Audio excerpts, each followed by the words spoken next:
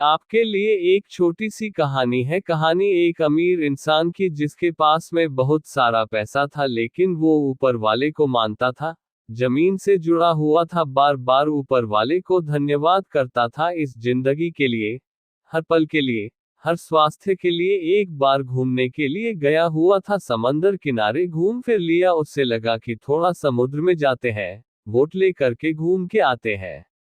तो उसने एक नाव किराए पर ली और नाव ले करके निकल पड़ा। थोड़ा ही अंदर गया था कि तूफान आ गया। तूफान इतना तेज था कि इसकी नाव तहस नहस होने लगी। फटाफट से उसने लाइफ जैकेट डाला और समुद्र में कूद गया। तैरता रहा, कुछ घंटों के बाद में एक टापू पर पहुंचा। जब वहां पहुंचा तो सबसे पहला काम इसने किया, आसमान की तरफ देखा, ऊपर वाले को धन्यवाद दिया और कहा कि आपने मेरी जिंदगी बचा ली, वरना उस तूफान में तो आज खत्म हो जाता। अब आपने मुझे बचाया है, अब आप ही आगे का रास्ता दिखाएंगे, मुझे आप पर पूरा भरोसा है। ये बोल करके इसको समझ में आ गया कि अब यही रहना है, तो उसी टापू पर रहने लगा। भूख लगने लगी, क्या करे, तो जंगल था, वह टापू पर ढूंढा तो इसको फल मिल गए, फल खा लिए। यही इसका रूटीन हो गया। 10-15 दिन तक वहां पर रुका हुआ था। रोजाना ऊपर वाले से प्रार्थना करता था कि किसी को भेज दो मेरी मदद के लिए, मुझे यहाँ से ले जाने के लिए, और मुझे भरोसा है कि आप भेजोगे।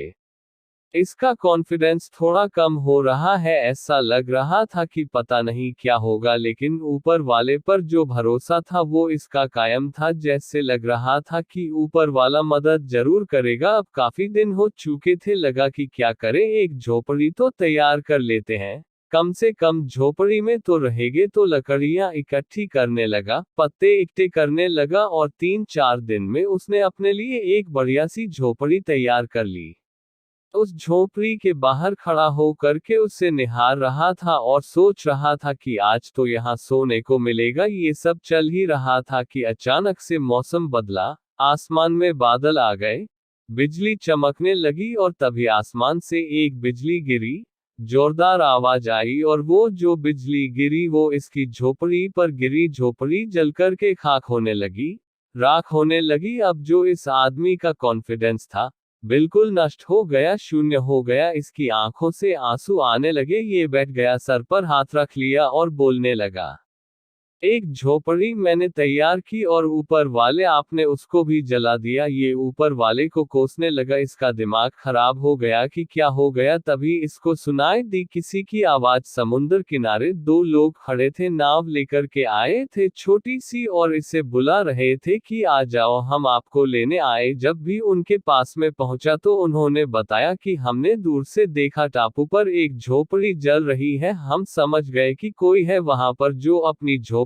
जलाकर के हमें इशारा कर रहा है कि मेरे पास आओ, मेरी मदद करो। ये झोपड़ी जलती देख करके हम आपकी मदद करने के लिए आए। जहां उन लोगों ने कहा, इस अमीर आदमी ने एक बार फिर ऊपर वाले की तरफ देखा, आसमान की तरफ देखा और माफी मांगने लगा कि माफ करना भगवान, मुझे लगा था कि मेरी झोपड़ी आपने जला दिया। आपने तो मेरी झोपड़ी इसलिए जलाई ताकि किसी को इशारा मिल जाए कि उसे यहाँ आना है मेरी जान बचाने के लिए। आपने तो झोपड़ी इसलिए जलाई ताकि मेरी जान बच सके, मुझे आगे का रास्ता दिख सके। मैं पागल था, मैं मूर्ख था जो आपको कोसने लगा था। आपने तो अभी भी मेरा साथ नहीं छोड़ा है, आप हमेशा मेरा साथ देते रहना।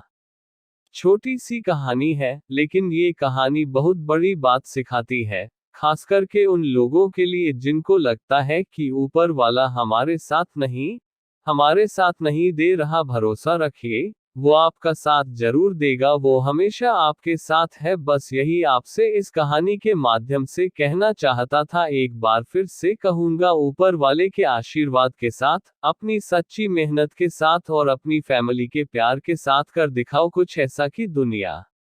दोस्तों वीडियो अच्छी लगे तो लाइक और सब्सक्राइब जरूर करें।